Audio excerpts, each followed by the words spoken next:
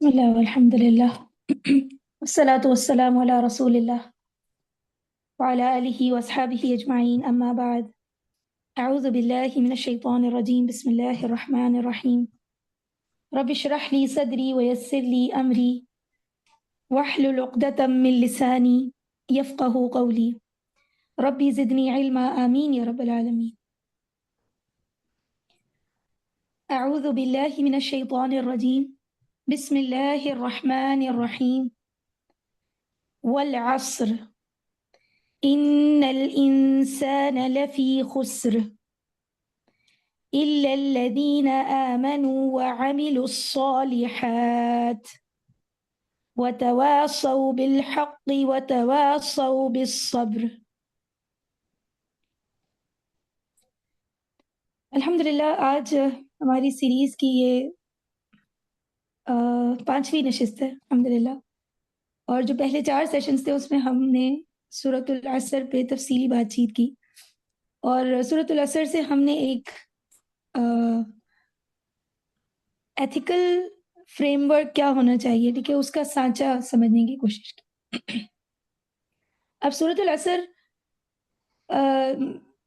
یعنی ہم نے یہ بات سمجھ لی اور بات اسٹیبلش ہوگی کہ اس کے اندر یہ جو آخری آیت میں 4 پوائنٹس ہیں، یہ انسان کے وجود کا جامع انالیسز یا تجزیہ پیش کر رہی ہیں۔ یعنی اگر ایک تو پوری صورت ہی ایک انالیسز کر رہی ہے کہ تمام انسانیت خسارے میں ہے، لیکن وہ لوگ خسارے میں نہیں ہیں کہ جو ان 4 چیزوں کو مجموعی طور پر اپنے اندر اس کی بیسس سیٹ کیے ہوئے ہیں۔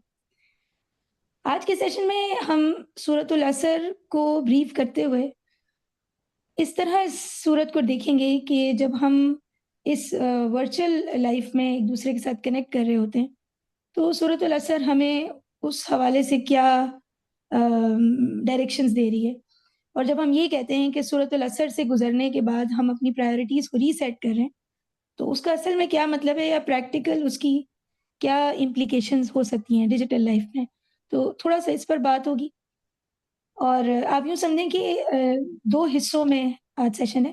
پہلے سیشن میں تو ہم یہی بات کریں گے، اور جو اس کا دوسرا سیشن ہے، چونکہ اب ہم نے سورۃ العصر سے گزرتے ہوئے سورۃ الحجرات میں داخل ہونا ہے، تو میں اس یعنی سبحان اللہ العظیم مشکل ترین شاید مجھے لگا کہ یہ کام تھا زندگی میں کرنے والا، کہ میں ایسی کیسے یعنی ایک اسموتھ ٹرانزیشن ہم لے کر آئیں جس میں انڈرسٹینڈنگ کا کوئی گیپ نہ ہو اور کنیکشن بن جائے۔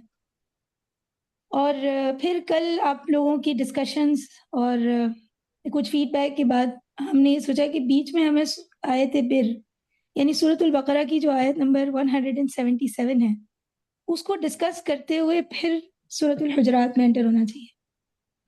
اور جب میں نے یعنی کیا کیا چیزیں ہمیں ڈسکس کرنی ہے اس کو ترتیب دیا، اور اس کے اندر جب آیت بر کی ایکسپلینیشن انٹر کی تو مجھے ایسا لگا جیسے بات بہت بہتر ہو گئی اس سے کہ جو جیسے پہلے ارادہ کیا تھا۔ تو ایک ہمارا ارادہ ہوتا ہے، ایک اللہ تعالیٰ کا ارادہ، سبحان اللہ۔ تو آج کے دن میں ہم سورۃ الحجرات کو سٹارٹ تو نہیں کر سکیں گے، لیکن ہم سورۃ الحجرات میں داخل ہونے کے لیے جو ریکوائرڈ سٹیپس ہیں وہ لے لیں گے انشاءاللہ، اگر اللہ تعالیٰ کی مدد رہی تو باذن اللہ۔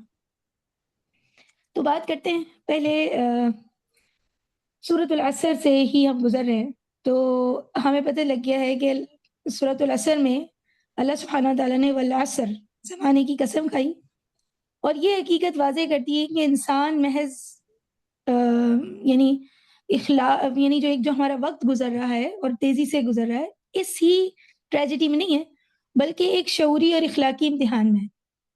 اور انسانیت کا جو فطری یا جو اس کا نیچرلی انجام ہو سکتا ہے، یعنی جس طرح کی ٹریجڈی میں وہ موجود ہے اس کا فطری انجام خسارہ ہی ہو سکتا ہے، الا یہ کہ وہ ان 4 بنیادوں کو اختیار کر لے: ایمان، عمل صالح، تواصی بالحق اور تواصی بالصبر۔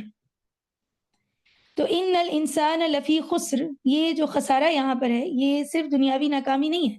مطلب جب ہم استثناء کے بعد والی 4 چیزیں دیکھتے ہیں تو ہمیں سمجھ آتا ہے کہ یہ صرف دنیاوی ناکامی نہیں ہے، بلکہ ناکامی کا تصور اور کامیابی کا تصور کوئی اور ہے جو قرآن ہمیں دے رہا ہے۔ تو مقصد سے دور ہو جانا خسارہ ہے، ہماری آئیڈینٹی اور ہماری شناخت کا بکھر جانا خسارہ ہے، اگر ہم حق سے کٹ رہے ہیں یا دور ہوتے جا رہے ہیں خسارہ ہے، اور جب ہم ان 4 چیزوں کو ایک ساتھ مجموعی طور پر اپلائی نہیں کر پا رہے، یا ہمیں اس میں سے کوئی بھی ایک چیز یا فیز جو ہے وہ بہت مشکل یا امپاسبل ٹو اپلائی لگ رہا ہے، تو وہ اس سے بڑا کوئی اور خسارہ نہیں۔ تو اب یعنی اگر ہم ابھی جو موجودہ دور ہے عصر حاضر، اس میں مسلمان امت کے حالات دیکھیں، اور پھر ہم سورۃ العصر میں جو ہماری پرائرٹیز ہیں اس کو ریسیٹ کرنے کے لیے کوئی فریم ورک تلاش کریں، تو سمجھ آتا ہے کہ چاروں بنیادیں ایک ساتھ ہوں گی تو ہی تعمیر ہو سکتی ہے۔ ٹھیک ہے، یہ فارمولا پورا ایز اٹ از اپلائی نہیں ہوگا تو نہیں ہو سکتا کچھ بھی۔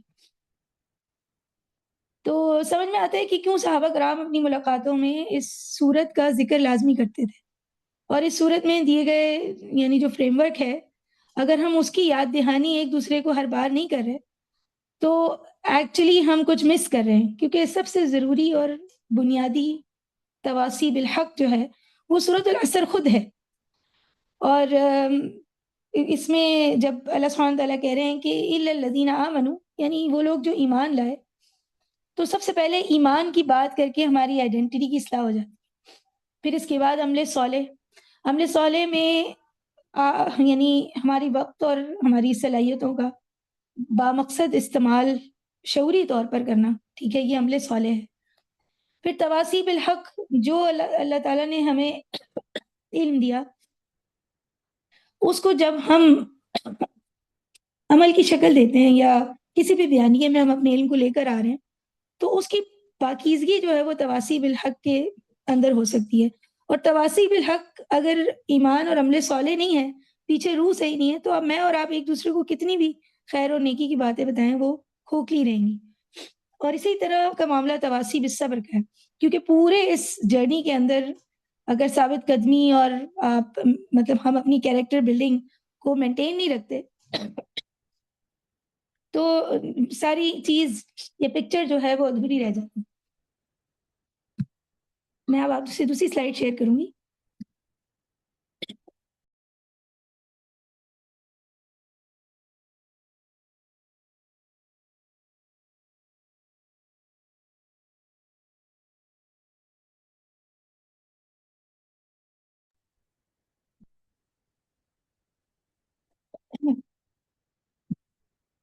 Sorry for the bad throat I have today, اعوذ باللہ من الشیطان الرجیم۔ تو اب جب ہم پرائرٹی ریسیٹ کی بات کریں تو ہم سورۃ العصر کی اصل عملی تعبیر پہ بات چیت کر رہے ہوں گے، ٹھیک؟ تو اس میں جو ایک ایک چیز ہے نا، جیسے الذین آمنوا وعملوا الصالحات وتواصوا بالحق وتواصوا بالصبر، یہ میں نے کوشش کی کہ اس کو ہم یعنی 4 سیکشنز بنا لیں اور اس پہ ون بائی ون بات کریں۔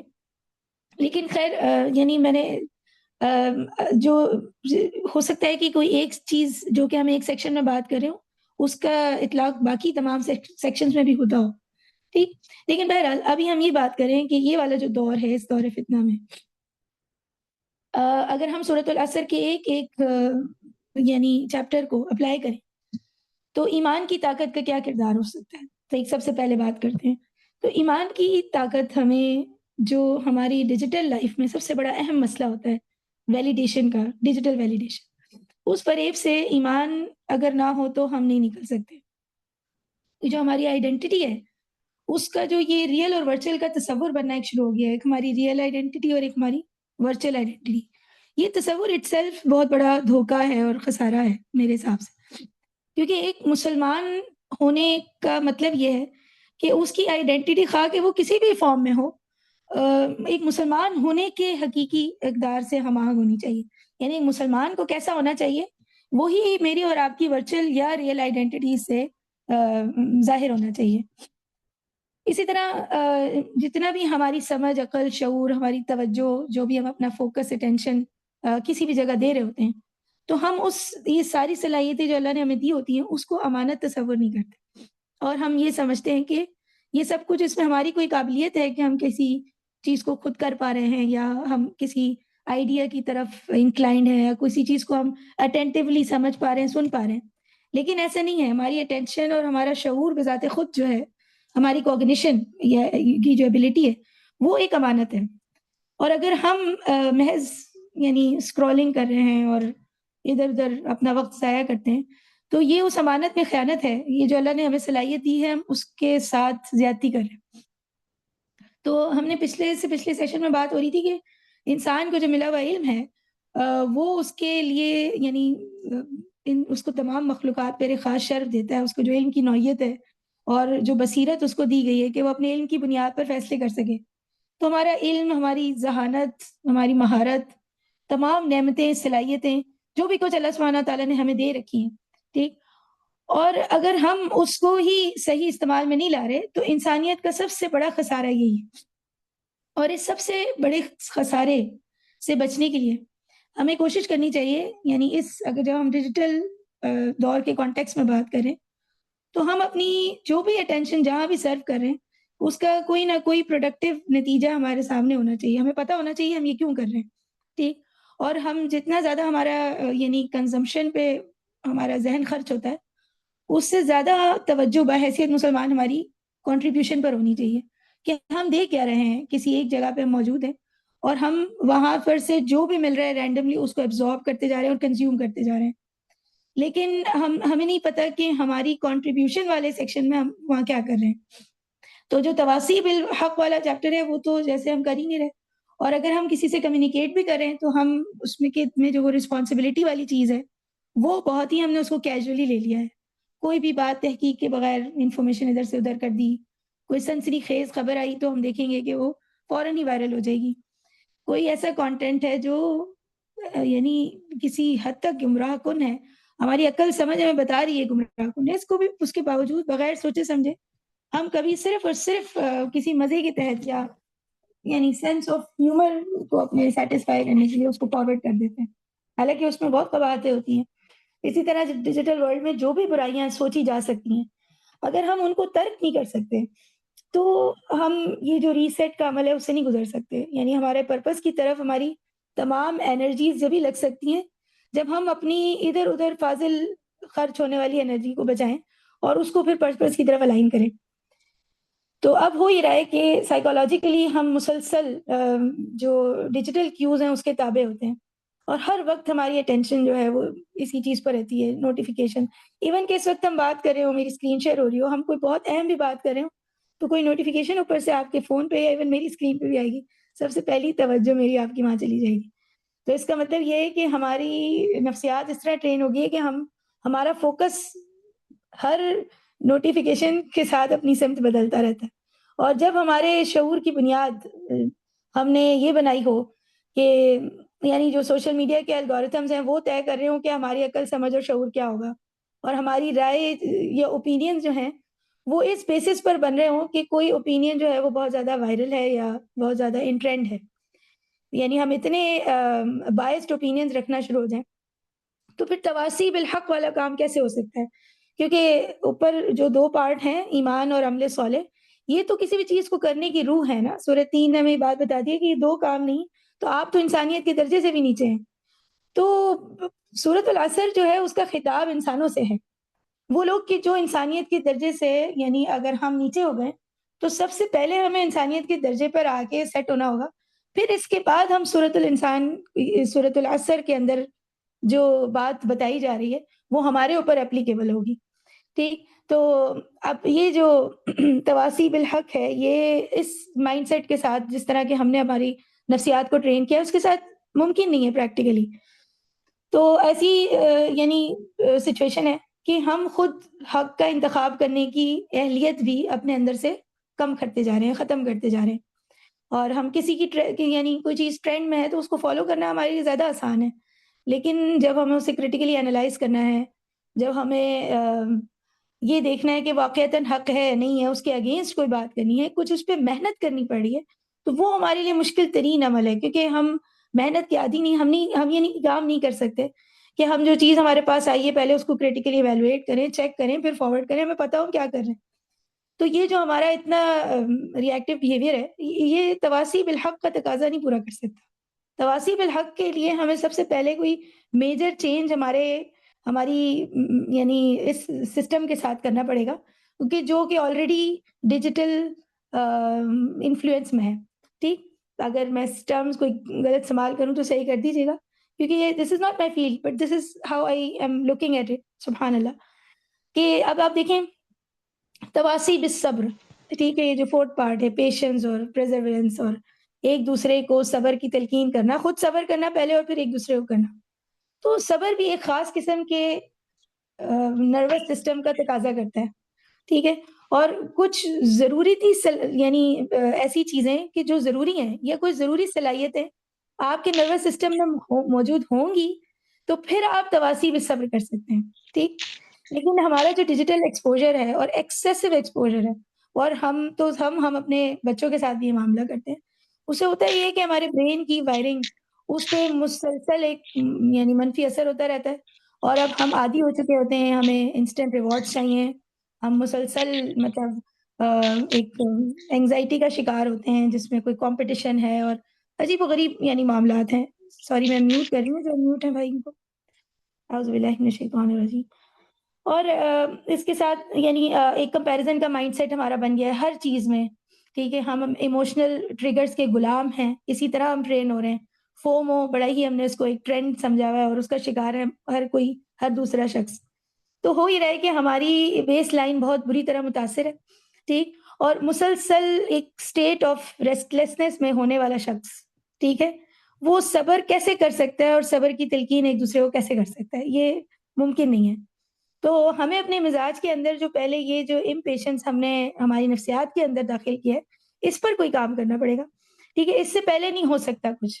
ایک اور یعنی میں یعنی سوچا تھا کہ پوائنٹ اس میں ایڈ ہونا چاہیے کہ ہم اے آئی کا تصور لے لیں. ٹھیک ہے، یہ جو پہلو ہے کہ انسان کے پاس معلومات کی کثرت اور اس کو حاصل کرنے کی اتنی آسانی، سبحان اللہ، کہ آپ کے اندر سے جو یقین اور بصیرت اور یہ والے ایلیمنٹ جس کو ہم انسان کے انسان ہونے کی خصوصیات بتا رہے ہیں، سوچنے سمجھنے کی صلاحیت، کسی چیز کو کرٹیکلی ایویلویٹ کرنا، وہ ساری چیزیں ہمیں اے آئی اپنا غلام بنا کے ہمارے اندر سے ختم کر دیتی ہے. ٹھیک، تو صرف یہ جو ایک بھائی نے ایک بات کہی تھی کہ صرف علم انسانیت کی وجہ شرف ہوتا تو پھر علم تو فرشتوں کے پاس بھی تھا. یہ بات بڑی سمجھ بناتی ہے کہ علم اگر عمل کے ساتھ نہیں ہے تو وہ وجہ شرف نہیں ہو سکتا انسان کے لیے، بلکہ وہ انسانیت کے درجے سے نیچے لے جائے گا. اور دور حاضر میں جو حالات ہمیں نظر آتے ہیں وہ ایویڈنٹ ہے، وہ ہمیں بتا رہے ہیں کہ ایسا ہی ہو رہا ہے. اب اے آئی کا استعمال سے کیا ہوتا ہے، ہمیں ریڈی میڈ آنسر مل جاتے ہیں، اور ہمیں حق تک پہنچنے کا جو قرآن نسخہ دے رہا ہے اس میں تدبر ہے، تفکر ہے، اس میں ہمارا یعنی غور و خوض جانا ہے. لیکن اے آئی جو ہے ہمیں انسٹنٹ آنسرز دیتا ہے اور ہم سوچنے کے عمل سے گزرتے ہی نہیں ہیں. اور ایک اور بڑی دلچسپ تھنکنگ یعنی چیز ہوتی ہے کہ جب ہم یعنی ہم بعض اوقات اپنے رسپانس بھی یعنی میں خود بذات خود بھی اگر مجھے کوئی لمبی بات کہیں کہنی ہو تو میں اس طرح کہتی ہوں کہ ایک رف سا میسج کچھ ٹائپ کر کے اے آئی کی مدد لے کے اس کو ایک ایسی فارم دے دی کہ جو اس کو شیئر کیا جا سکے. اور کبھی-کبھی اس معاملے میں یعنی اس اثنا میں اے آئی مجھے اس میں کوئی چیز ایڈ کر کے یعنی میری میسج میں کوئی چیزیں ایڈ کر کے کہتی ہے کہ یہ نہیں، آپ کی تو نفسیات میں یہ چیزیں بھی ایڈ ہونی چاہیے. اور مجھے وہ بہتر لگتا ہے اور میں اس کو اس میسج میں ایڈ کر کے وہ شیئر کر دیتی ہوں. تو میری جو اصل را تھنکنگ ہوتی ہے، ٹھیک ہے، وہ ہم اس کو استعمال یا ریفائن کرنے کے پروسیس سے نہیں گزرتے، بلکہ ہمارے پاس ایک ریفائنڈ چیز آ جاتی ہے اور ہم اس کو شیئر کرتے ہیں. اور وہ جو بیچ میں جہد ہوتی ہے جس میں آپ اپنے ہی پوائنٹ کو ریوائز کرتے ہیں، اسے دوبارہ سے ری ایویلویٹ کرتے ہیں، اور وہ والی چیز مسنگ رہتی ہے. تو ایک مستقل اس پریکٹس میں رہنے کا بہت بڑا نقصان آپ کی تھاٹ پروسیس کو ہوتا ہے. آپ کی اصل سوچ اور آپ کا جو یعنی اصل جو اللہ سبحانہ وتعالیٰ نے آپ کے اندر ڈالا ہے، ایبلٹی ڈالی ہے کہ آپ ایک را تھنکنگ پھر اس کو ریفائن اور اس کو ریفائنس ورژن میں لے کے جا سکتے ہیں. وہ پورے پروسیس آپ اپنے اندر سے اس کی اہلیت کو ختم کرنا شروع کرتے ہیں. اور پھر نفاق کیا ہے؟ نفاق یہی ہوتا ہے کہ جو ایکچولی میں ہمارے اندر ہے وہ ہمارے باہر نہیں ہے، ہمارے باہر کچھ اور ہے. تو نفاق ایمان کی ضد ہے. اور اب اگر ہم دیکھیں، میں اور آپ اگر جیسے ابھی ہم جس طرح انٹریکٹ کر رہے ہیں تو میری بات چیت کے دوران میں کچھ فلاز ہوں گے، کچھ پازز ہوں گے، کچھ جگہوں پہ میں اپنی کوہرنس لوز کروں گی جہاں پہ مجھے لگے گا کہ میں I am not confident about this concept, تو میں وہ بھول رہی ہوں. جیسے ایسے یعنی ابھی جو میں سیشن دے رہی ہوں اس دوران سے کتنی مرتبہ ایسا ہوا. تو اس طرح تو شاید انٹریکشن میں وہ چیز منتقل ہو بھی جاتی ہے. لیکن once we come on messaging تو ہم چونکہ اس کو ریفائن کر دیتے ہیں تو ہمارے پاس ہماری بات کا یہ جو تجزیہ ہم نے پیش کیا اس کا اوریجنل کریٹیکل فیڈ بیک بھی ہمیں نہیں آتا. جو فیڈ بیک بھی ہمیں آتا ہے وہ متاثر ہوتا ہے اس چیز سے کہ جس یعنی جو کہ ہم نے خود اپنی بات چیت میں ڈالی ہوتی ہے. تو وہ یعنی اب ہمارے پیغام میں بھی ایک کچھ لیئرز ہیں جو اوپر چڑھ گئی ہیں، اور جو ہمارے پاس فیڈ بیک بھی آتا ہے، کسی بھی شخص کا کوئی بھی رسپانس اس پر آتا ہے، تو وہ بھی ایک خاص یعنی پردے کے اندر ہو سکتا ہے. تو آہستہ آہستہ آپ کے اندر وہ احساس سے ذمہ داری ختم ہونے لگتا ہے کہ یہ بات میں کہہ رہی ہوں یا یہ بات میں کہہ رہا ہوں تو اس کے پیچھے میری کیا وہ پروفاؤنڈ انڈرسٹینڈنگ ہے یا نہیں ہے. اور آپ کے لیے ایزی ہوتا ہے کہ آپ کے جو یعنی پہلی موجودہ انفارمیشن کا استعمال کر کے آپ نے کچھ خاکہ بنایا اور پھر اے آئی سے اس کو ریفائن کرایا اور آپ اس کی ڈیپتھ میں گئے ہی نہیں اور پھر آپ نے اسے کہیں بھی شیئر کر دیا. تو آہستہ آہستہ ہم ایک شخصیت نہیں ہوتے، ہم دو شخصیت ہو جاتے ہیں. اور اللہ تعالیٰ یہ اس معاملے سے بچائے، کیونکہ یہ بہت ہی ڈپریسنگ اسٹیٹ ہے کہ آپ دو طرح کی ایکچولی لائف گزار رہے ہوتے ہیں. ایک آپ حقیقی زندگی میں لوگوں سے انٹریکٹ کر رہے ہیں، میں آپ کو کوئی بات کہہ رہی ہوں، آپ مجھے کوئی میری بات میں اتنے فلاز ہوں گے کہ وہ میرے بات کرنے کے دوران ہی مجھ پر کھل کے سامنے آنا شروع ہوں گے. ایک وہ زندگی ہے جو آپ گزار رہے ہیں، اور ایک وہ کہ جب آپ یعنی اس کو بالکل ہی اے آئی کے پردوں سے ڈھانپ کے یا کوئی بھی اس کی بات کہہ لیں اور اس پر پھر آپ کو ایک فیک ویلیڈیشن مل رہی ہے، آپ کو اس میں کچھ بھی مل رہا ہے اور ایک یعنی آپ بیس لیس اس کے تسلی کے اندر چلے جاتے ہیں، جس تسلی کی شاید وہاں پہ ضرورت یا ریکوائرمنٹ نہیں ہوتی. تو آہستہ آہستہ ہمارا باطن مجھے لگتا ہے کہ متاثر ہوتا ہے اور آپ اصل مقصد سے ہٹتے ہیں، اور آپ کے لیے یہ جو دو آپ نے اپنے لیے خود لائفز کریٹ کی ہوتی ہیں، اس کے درمیان بیلنس کریٹ کرنا بڑا مشکل ہو جاتا ہے. اور اے آئی کا استعمال، یہ جو بھی ٹولز ہیں، جو بھی ہمارے پاس موجود ہیں ڈیجیٹلی، اگر ہم مائنڈفلی ان کو استعمال نہیں کر رہے اور ہم ان ٹولز کو اپنے شعور کے تابع نہیں کر رہے، تو بالآخر یہ آپ کے شعور کو اپنے تابع کر ہی لیتے ہیں. اور ایسا ہوگا ہی ہوگا کہ آپ کی ریئل لائف اور آپ کی ورچوئل لائف میں وہ یکسانیت ختم ہونا شروع ہو جائے گی. It will not be the same, اور آپ دو دوہری زندگی گزاریں گے ہی گزاریں گے.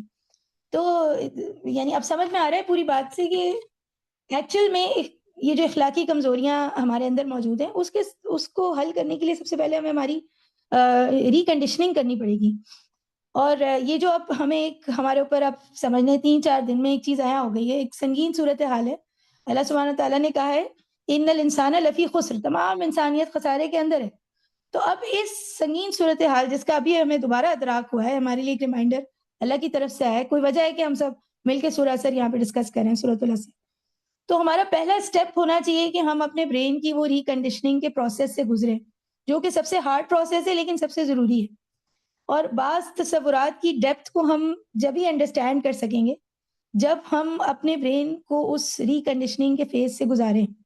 تو رمضان یا اللہ سبحانہ تعالیٰ نے کا جو سسٹم ہے سبحان اللہ، اور عبادات کا جو تصور ہے، دن میں 5 مرتبہ صلاح کا، اور پھر اس کے بعد جو بھی یعنی ہمیں عبادات کا تصور ملتا ہے، سال میں یہ جو رمضان آتا ہے، یہ شاید اللہ تعالیٰ کو انسان کی اس کمزوری کا علم ہے، یقیناً ہے. اور اسی لیے یہ پورے بیچ بیچ میں ہمیں اریزرز دیے گئے ہیں کہ اچھا چلیں، ہو گیا مسئلہ، کر دیا آپ نے، خراب کنڈیشننگ ہو گئی ہے، کم آن لیٹس ریسیٹ. پھر دوبارہ آپ کو اللہ موقع دیتا ہے، پھر ریسیٹ کریں، پھر موقع دیتا ہے، پھر ریسیٹ کریں. کیونکہ تواصی بالحق، تواصی بالصبر، یہ زبانی کلامی باتیں نہیں ہو سکتی.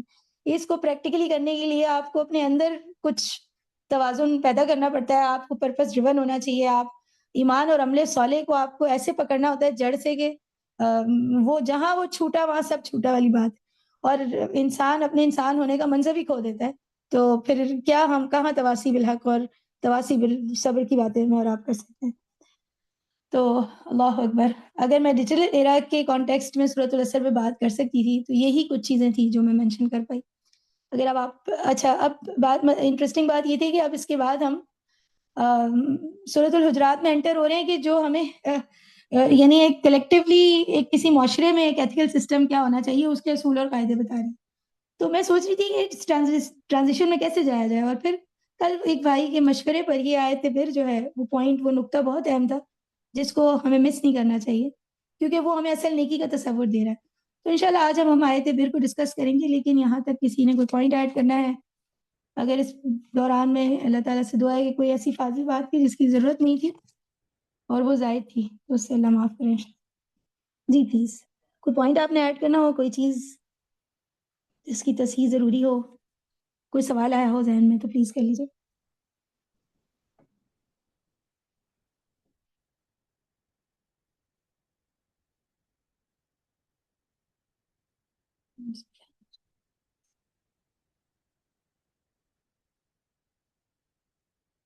میری آواز آپ سب کو آتی رہی ہے؟ جی آپ کی آواز بات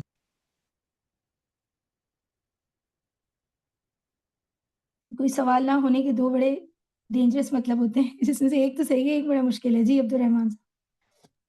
السلام علیکم. اچھا، اس آپ کی بات سے میرے ذہن میں ایک سوال آ رہا ہے، اگر اس میں آپ ایڈریس کر سکیں اس میں کچھ پوائنٹ، کہ ٹولز کا اصل میں مقصد کیا ہے؟ کیا انسان کے لیے وہ آسانی پیدا کرنے کا سبب بنتا ہے یا مشکلات زیادہ ہوتی ہیں اس میں؟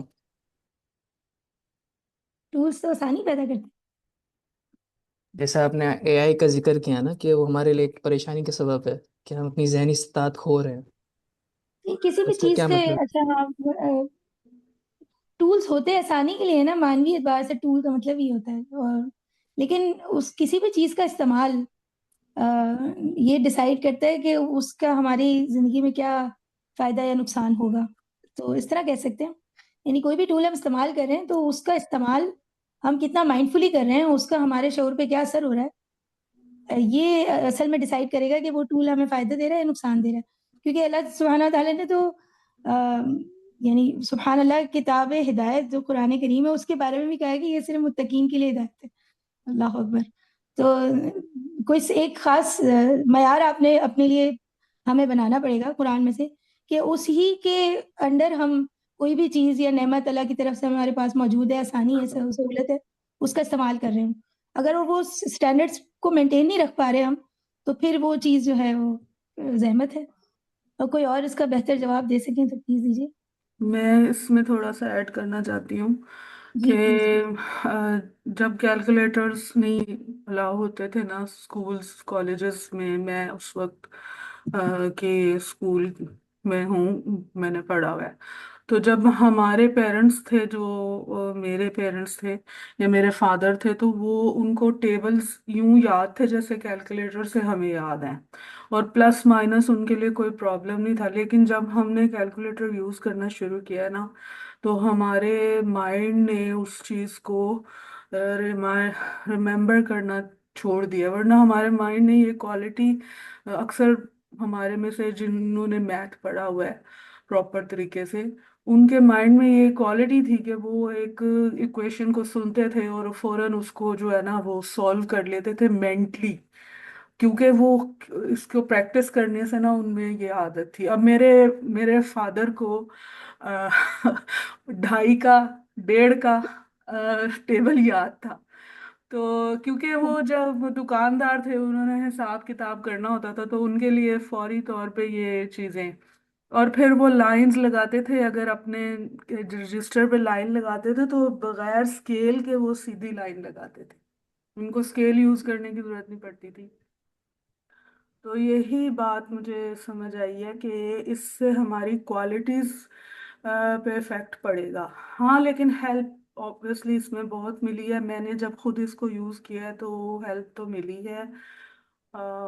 چھوٹی لائف ہے اور اس میں کام بہت سارے کرنے کو دل جاتا ہے، تو ہیلپ تو ملی ہے. لیکن obviously جو دماغ کی کوالٹی ہے نا اس پہ افیکٹ کیا ہے ان چیزوں نے. تو اب صبر سے بھی اس کا تعلق بنتا ہے کہ ظاہر ہے سیکھنے میں تو صبر کام آتا ہے، اور جب ہمیں ان چیزوں کی عادت ہو جاتی ہے تو ہم کہتے ہیں کیا مصیبت ہے، بس کرو فٹافٹ. یہ صبر کی جی کوالٹی کے اوپر اثر انداز ہوتی ہیں یہ چیزیں. بالکل ایسے ہی ہے. اگر آپ میسج میں کوئی نہیں بھائی کہہ رہے ہیں کہ وہ پلیز آپ ایڈ کر دیں، انمیوٹ کر کے ایڈ کر لیجیے جو بھی آپ کی بات ہے. السلام علیکم. وعلیکم السلام. اچھا، میں نے یہ چیز، کیونکہ میں اے آئی فیلڈ سے تعلق ہے میرا، تو جی اس میں نے ایک چیز ایڈ کرنی تھی. اے آئی سے بھی تعلق ہے اور مجھے دجال کے فتنے کے نا اس بارے میں بھی اسٹڈی کر رہا ہوں. تو اس میں یہ بات مجھے ابھی ایک پروگرام بن رہا ہے جینیسس مشن کے نام سے، جو امریکہ نے اگست میں لانچ کریں گے. ہم جو ChatGPT use کرتے ہیں زیادہ تر نا، اس کے تھرو اس میں وہ یہ کر رہے ہیں نا کہ مذہب کی بنیاد پر اس کو ٹرین کیا جا رہا ہے، اس کو ہر مذہب کی بنیاد پہ.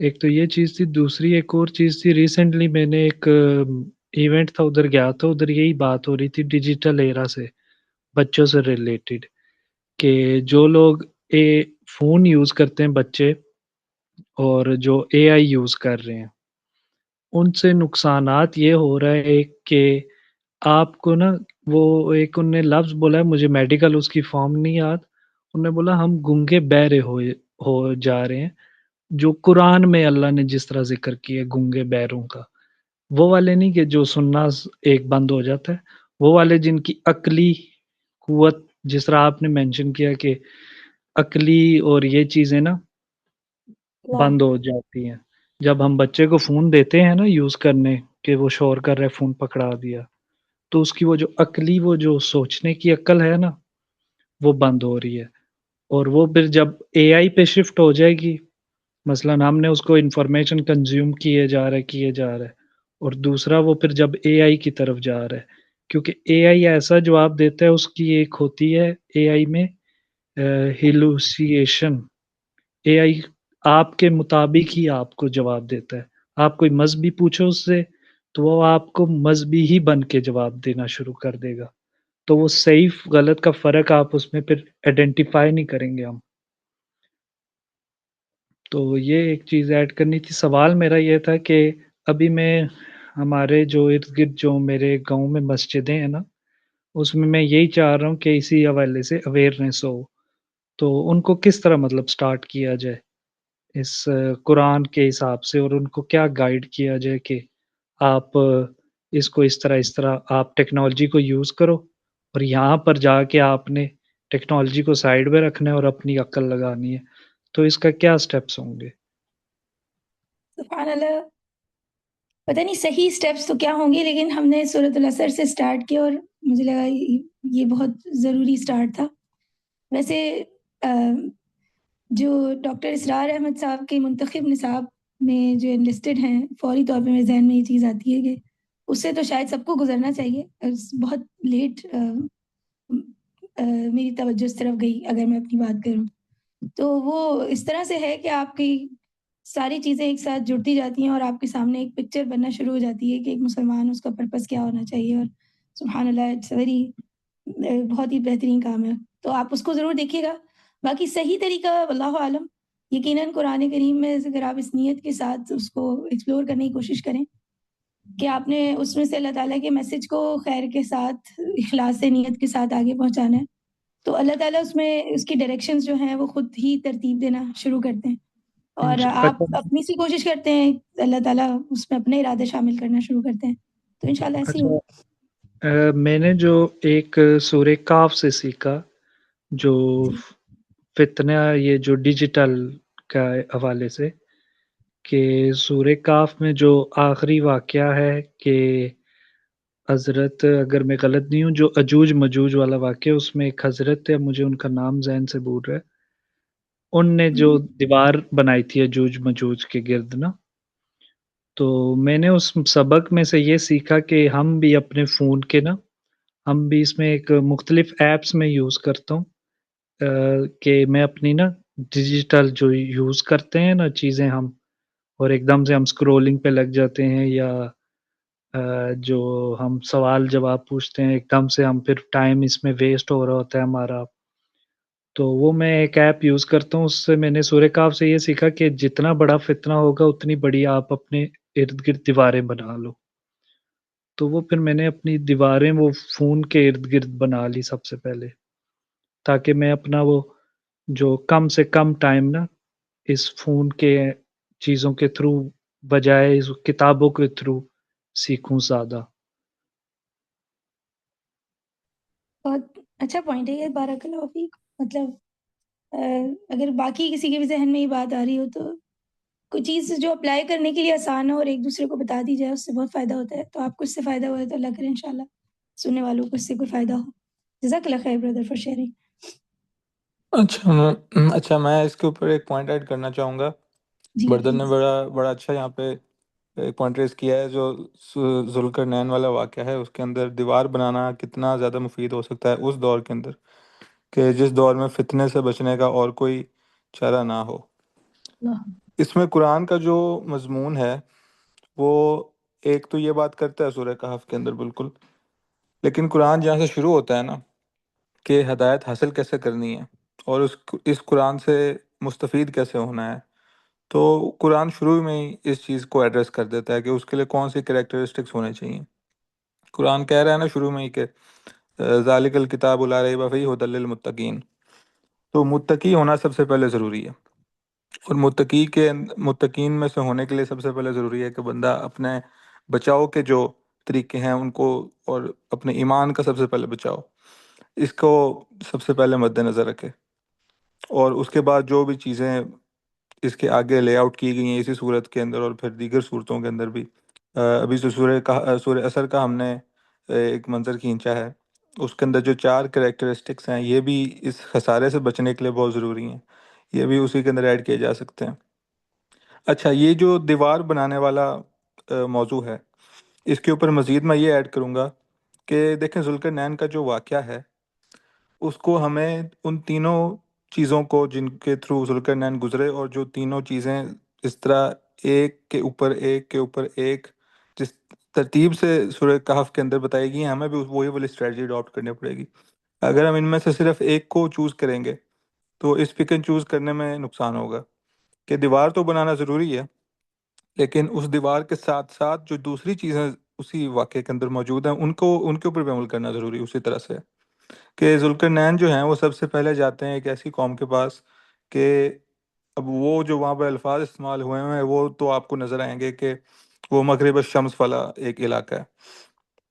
اب مغرب الشمس کس چیز کا نام ہے اس ڈیبیٹ میں ہم نہیں جاتے، لیکن ہم یہ دیکھ لیتے ہیں کہ وہ قوم کرتی کیا تھی اور اس کے معاملے میں ذوالقرنین کو کیا حکم دیا گیا تھا۔ تو لب لباب یہ ہے کہ ذوالقرنین نے اس قوم کے ساتھ یہ معاملہ کیا کہ وہاں پہ انصاف کو قائم کیا۔ تو یہ جو حکومت کا کام ہے اور عدل کے قائم کرنے کا کام ہے یہ بہت ضروری ہوتا ہے سب سے پہلے۔ تو دیوار تو بنائیں، لیکن جس دیوار کے اندر وہ جو لوگ رہ رہے ہیں ان کے اس معاشرے کے اندر عدل کا نظام اور سیاسی نظام قائم کرنا بہت ضروری ہے۔ ایک سبق ہمیں یہ ملا۔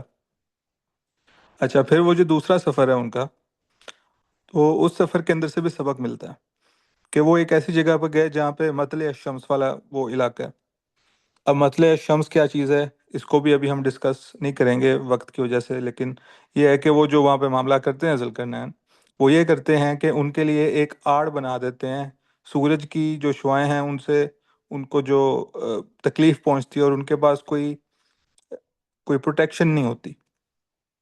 ایسے سمجھ لیں کہ جو ہمارے معاشرے کے اندر ایسے لوگ ہوتے ہیں کہ جو زندگی کی سختیوں سے ان کے پاس کوئی پروٹیکشن نہیں ہوتی، تو وہ ذوالقرنین ان کے لیے ایک آڑ بناتے ہیں۔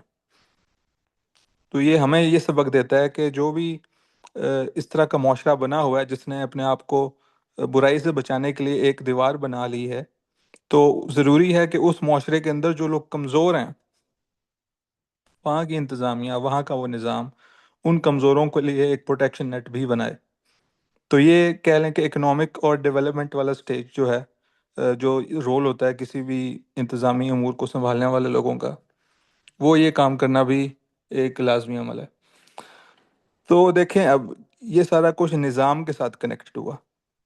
یہ جو آرٹ بنائی، یہ جو دیوار بنائی، یہ بھی کسی نظام نے بنائی۔ یہ سیکیورٹی پرووائڈ کرنا یہ کسی نظام کا کام ہے۔ یہ جو عدل قائم کیا یہ بھی نظام کا حصہ ہے، یہ بھی کسی سیاسی جماعت نے، کسی حکومت نے، کسی انتظامی امور سنبھالنے والے لوگوں نے ایک پورا نظام قائم کیا تو عدل قائم ہو سکا۔ اور یہ جو لوگوں کی پروٹیکشن نیٹ کا سلسلہ جو ہے اس کو برقرار کرنا، اس کو بلکہ سب سے پہلے تو تعمیر نو اس کی کرنا، یہ بھی حکومتی سطح کا کام ہے۔ تو سبق یہ ملے گا کہ الٹیمیٹلی جو بھی ایسی سوسائٹی ایگزسٹ کرے گی جو اسلام کے اقدار کے اوپر اپنے آپ کو بچانا چاہتی ہے، خواہ وہ پھر اپنے ارد ایک دیوار ہی کیوں نہ بنا لے، اس کو اسلام کا نظام ضرور قائم کرنا پڑے گا۔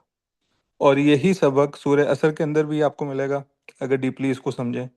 یہی جو ابھی ہم انشاءاللہ آیت ویٹ ڈسکس کرتے ہیں اس میں بھی ملے گا، اور یہی آپ کو سورہ بقرہ کی اس شروع والی آیتوں کے اندر بھی ملے گا۔ تو نظام اصل میں وہ چیز ہے جس کی ترویج کرنا، جس کی تبلیغ، اور اسلام کی سمجھ بھی تبھی آئے گی جب ہم نظام کی بات کریں گے، ورنہ انفرادی قسم کے نیکیاں کرنے سے اور صرف دعوت و تبلیغ کرنے سے کیا اسلام کا مکمل جو ڈھانچہ ہے وہ سمجھ آ جائے گا؟ تو ایسا نہیں ہوگا۔ تو میرا خیال ہے کہ متقین ہونا سب سے پہلا وہ عمل ہے جو کہ سمجھنے کے لیے ضروری ہے۔ اس کے بعد یہ کہ اسلام کا کل ڈھانچہ سمجھا جائے کہ اسلام اصل میں انسان سے چاہتا کیا ہے، تو پھر بات جو ہے وہ کھل کے سامنے آ جائے گی۔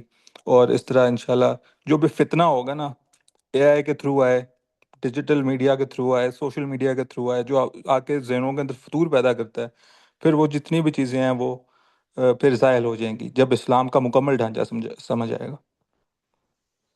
اچھا بردر، آپ نے جو بات کی نا خلافت والی، اور یہ میں ٹوٹلی اس سے ایگری کرتا ہوں، کیونکہ اب جس طرح میں اپنے ارد گرد دیکھ رہا ہوں نا اپنی، کیونکہ مجھے ساحل بھائی کی ابھی جو ایک ویڈیو آئی تھی مسجد کے حوالے سے نا، تو ابھی میں اس کی یہی کوشش کر رہا ہوں کہ مسجد کے اندر نا ہم پولیٹیکل ڈسکشن بھی ہوں، ریلیجیس بھی ہوں، ٹیکنالوجی کے بارے میں بھی ہو نا، کیونکہ اب بہت سی مسجدیں میرے ارد گرد ہیں، ادھر چھوٹے بچے پڑھتے ہیں، تو میں یہ کوشش کر رہا ہوں، اب میں ادھر بیٹھا نا تو میں نے بچوں سے پوچھا آپ کو حضرت عمر کے بارے میں پتہ ہے؟ کہتے ہیں نہیں پتہ۔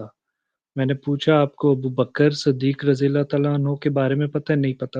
کرتے کرتے میں نے پوچھا آپ سے سلم کا پتہ ہے؟ کہتے ہیں نہیں پتہ۔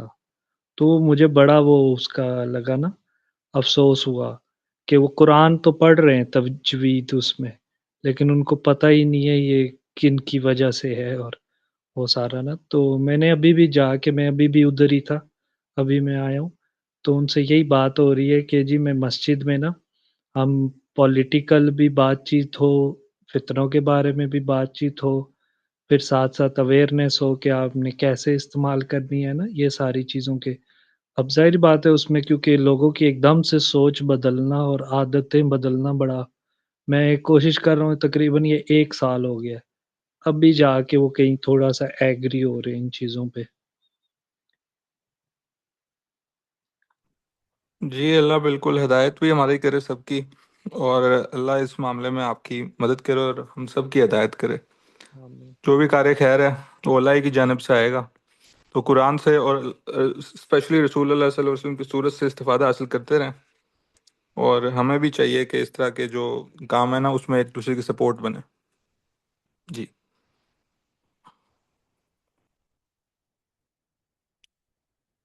جی جزاک اللہ خیرن کثیرہ فار آل دا ڈسکشن۔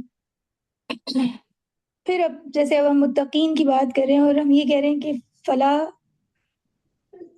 کا تصور اور تقوی کا تصور یعنی آپس میں جڑا ہوا ہے۔ متقین آپ ہیں، متقین میں سے ہیں تبھی آپ فلاح پانے والوں میں سے ہیں۔ تو اس سلسلے میں سب اگر ہم سورۃ الحجرات سے پہلے یہ جو سورۃ البقرہ کی آیت ہے جس کو آیت بر کہتے ہیں، اس کو سمجھتے ہیں انشاءاللہ، اور اس کو سمجھنے سے فائدہ یہ ہوگا کہ جو ہمیں تصور ایک ملا ہے، یعنی جو ایک فریم ورک مل رہا ہے سورۃ العصر سے، اس فریم ورک کی ایک جیسے کہتے ہیں ایک انسان کو یا ایک مسلمان کو ایکچولی کیسے ہونا چاہیے، اس کا کیا یعنی نقشہ ہونا چاہیے، یا یہ بات اب ہمیں یہاں پہ پتہ لگتی ہے۔ یعنی ایک مسلمان، نیک مسلمان کا نقشہ کیا ہونا چاہیے، وہ آیت بر ہمیں بتا رہی ہے، اور سورۃ العصر نے ہمیں وہ سٹرکچر دیا ہے یا وہ فریم ورک دیا ہے، ٹھیک ہے، کہ جس کو ہم نے اپلائی کر کے وہ انسان بننا ہے، اور وہ انسان کیسا ہوگا، اس کی حیت کیا ہوگی، اس کا یعنی پکچر کیا ہوگی، آپ سمجھیں کہ آیت بر ہمیں وہ پکچر دے رہی ہیں۔ تو انشاءاللہ اس کو پڑھتے ہیں۔ اعوذ باللہ من الشیطان الرجیم، بسم اللہ الرحمن الرحیم۔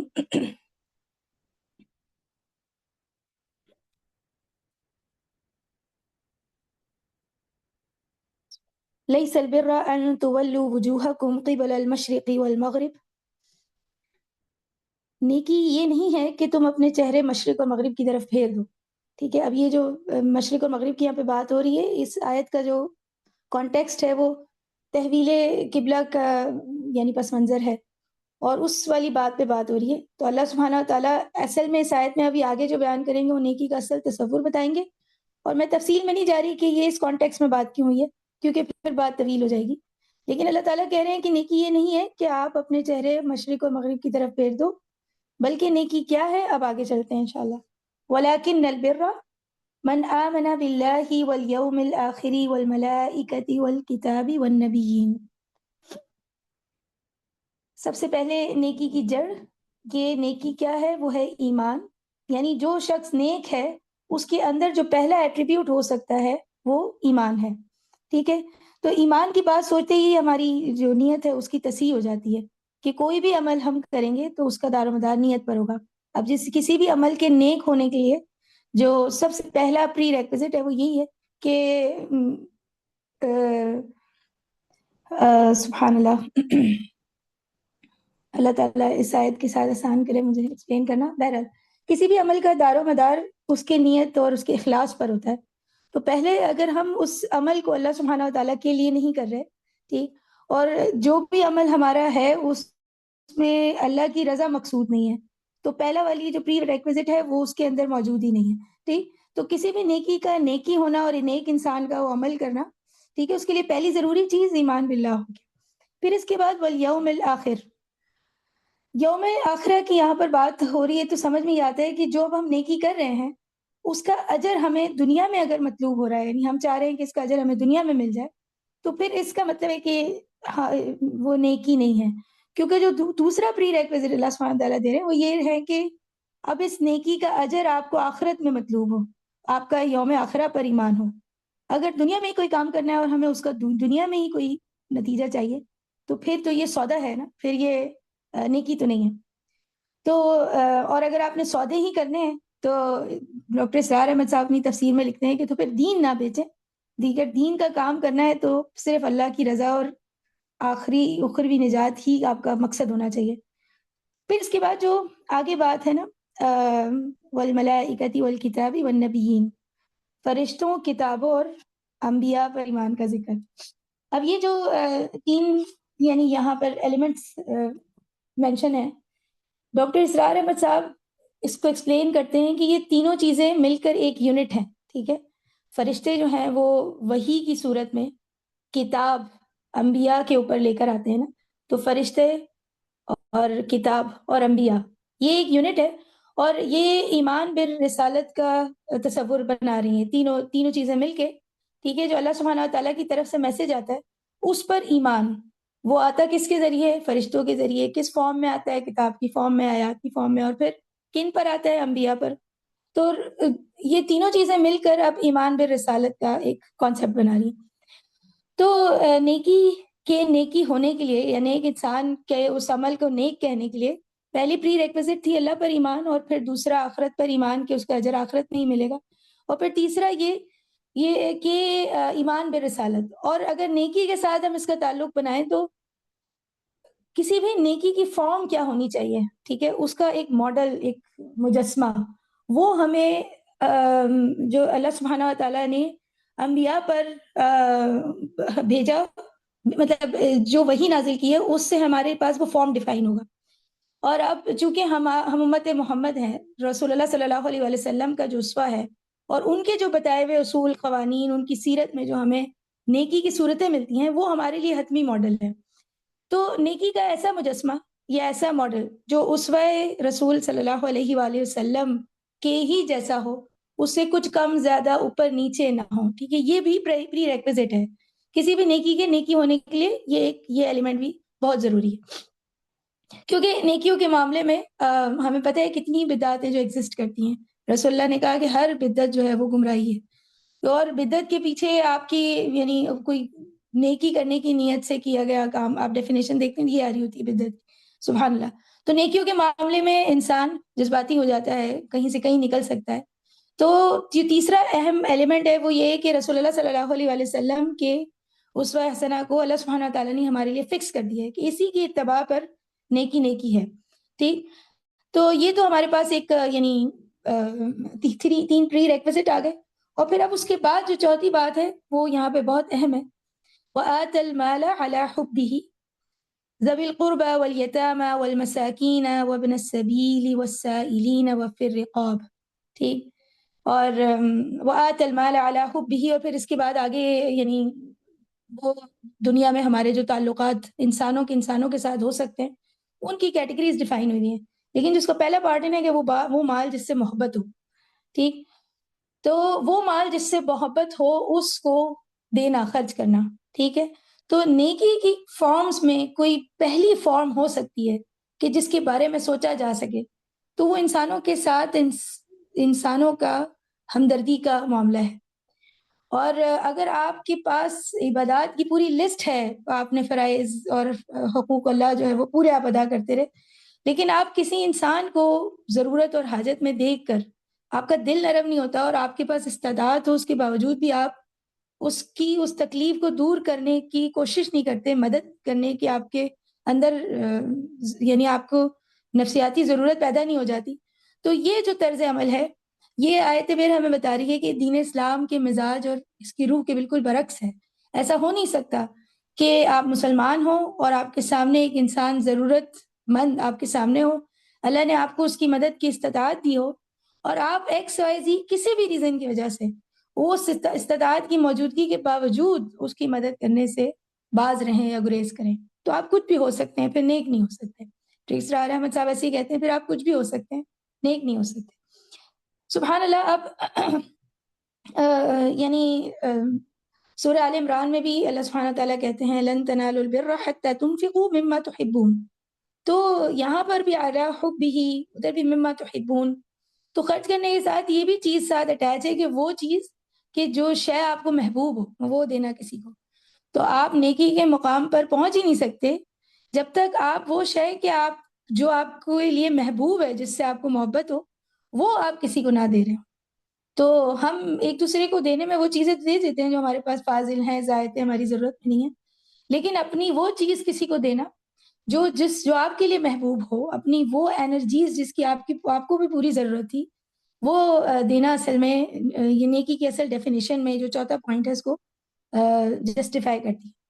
اور پھر سبحان اللہ پھر آگے بات ہے وقام الصلاۃ وآت الزکاۃ، یعنی انسانوں کے ساتھ تعلق کی بات پہلے ہے. یہاں پر جب نیکی کی ڈیفینیشن اور اس کا اسٹینڈرڈ بیان ہو رہا ہے کہ ایک نیک انسان کیسا ہوگا، اس میں کیا کیا ایٹریبیوٹس ہوں گے، تو سب سے پہلے اللہ سبحانہ تعالیٰ نے انسانوں کے ساتھ ہمدردی اور کتنے ہی ادھر رشتے گنوائے ہیں سبحان اللہ کہ ان کو آپ نے اپنے مال میں سے وہ دینا ہے کہ جو آپ کا محبوب ترین مال ہے.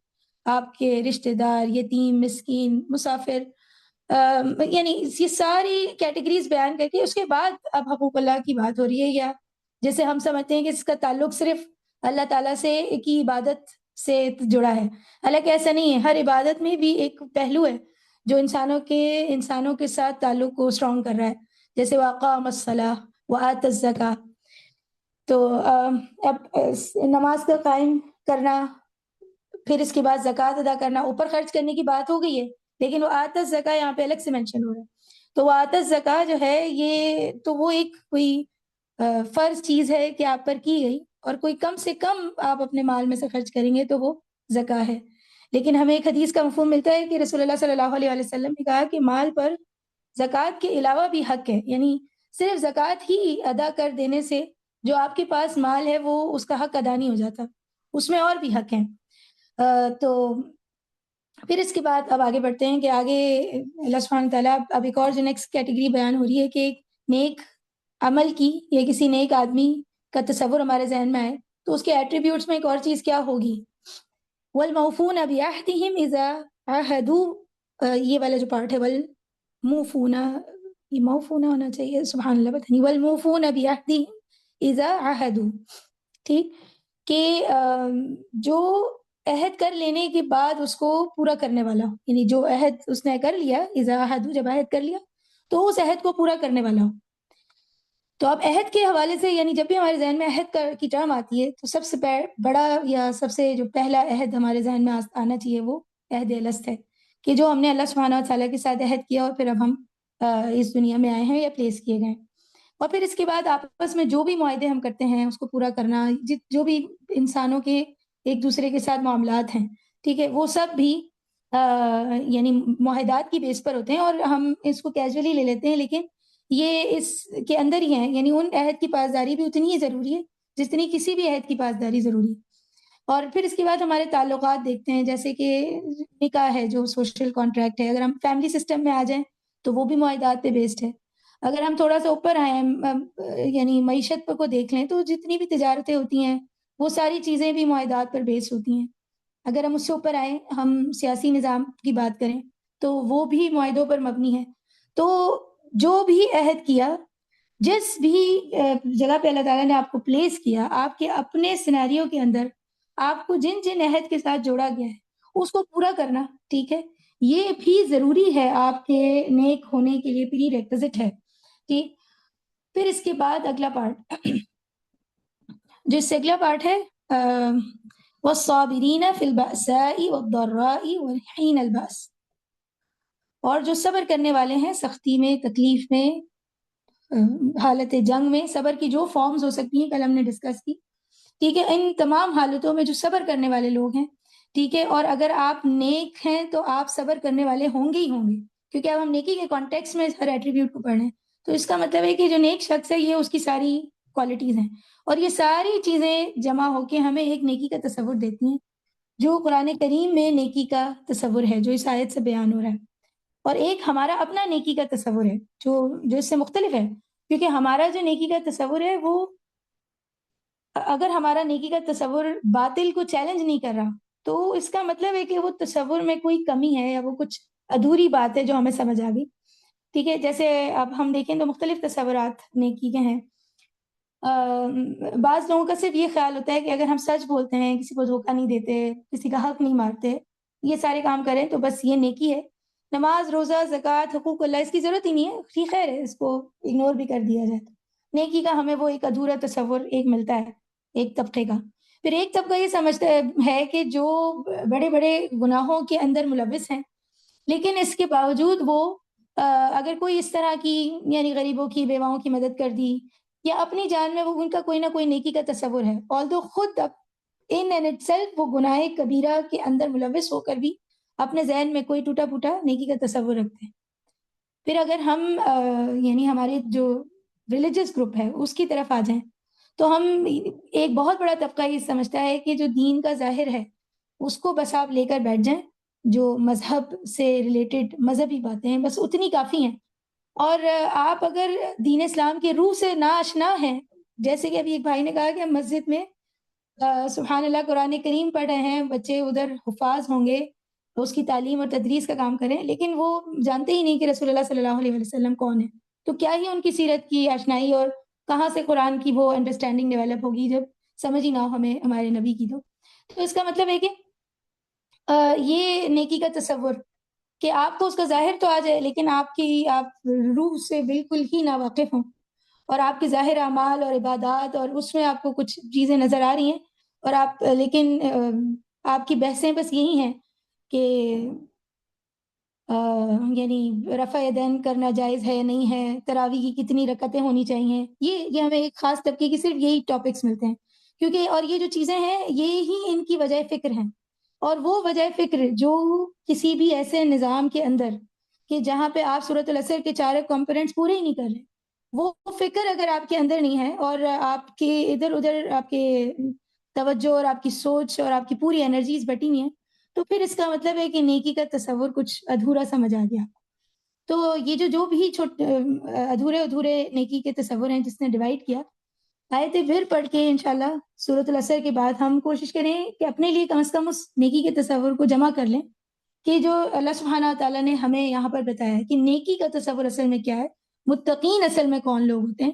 آگے لکھا ہے اولئک الذین صدقوا واولئک هم المتقون، کہ یہی لوگ سچے ہیں اور یہی لوگ ہیں کہ وہ جو متقین میں سے ہیں.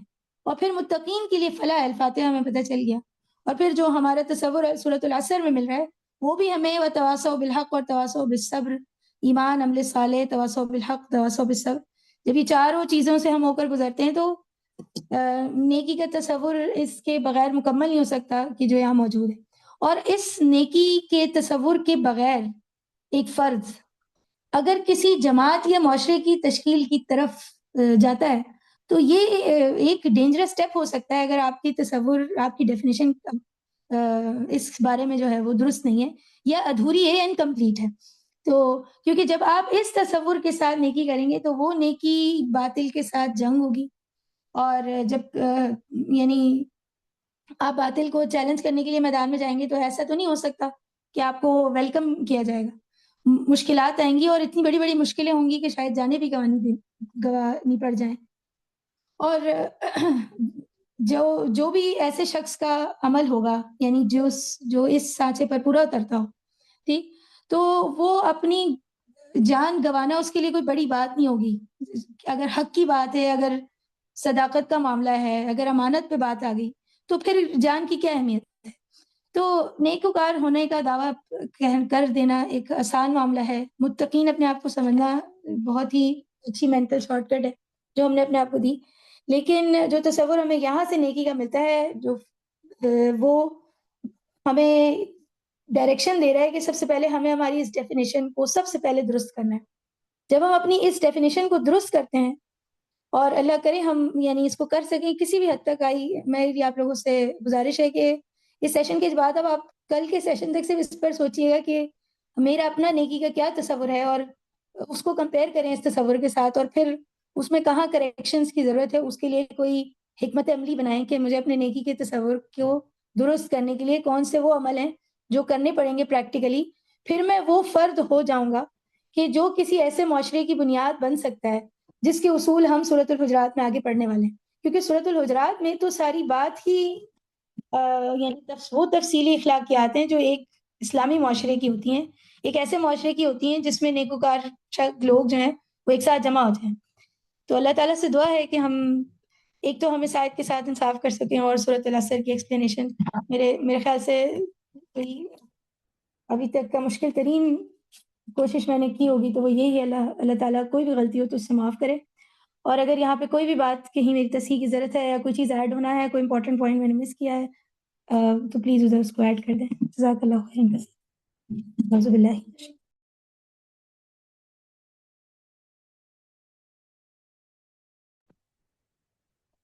جی میرا خیال ہے کہ کافی اچھے طریقے سے کور ہوا ہے.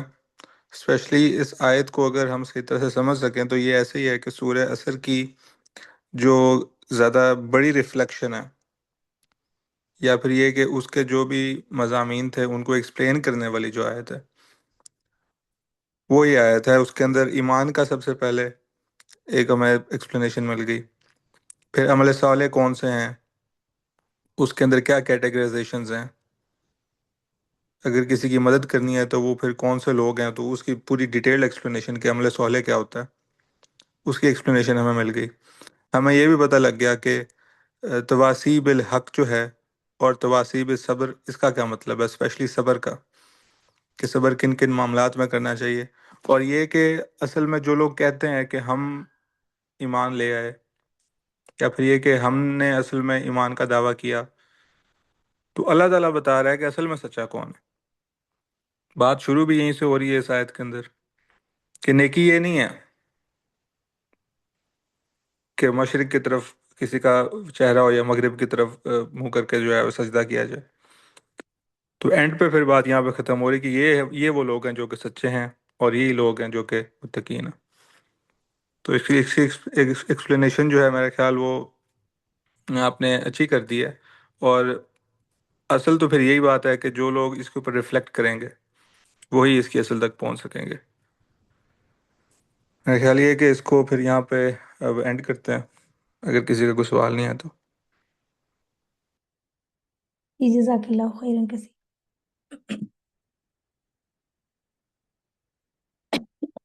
جی کسی کا کوئی سوال یا کوئی پوائنٹ نہیں ہے تو انشاءاللہ آج اس سیشن کو اینڈ کرتے ہیں، اور کل پھر ہم باقاعدہ سورۃ الحجرات پر بات کریں گے انشاءاللہ. انشاءاللہ. انشاءاللہ. الحمدللہ رب العالمین. سبحانک اللہم و بحمدک، نشہد ان لا الہ الا انت، نستغفرک و نتوب الیک. السلام علیکم و رحمۃ اللہ وبرکاتہ.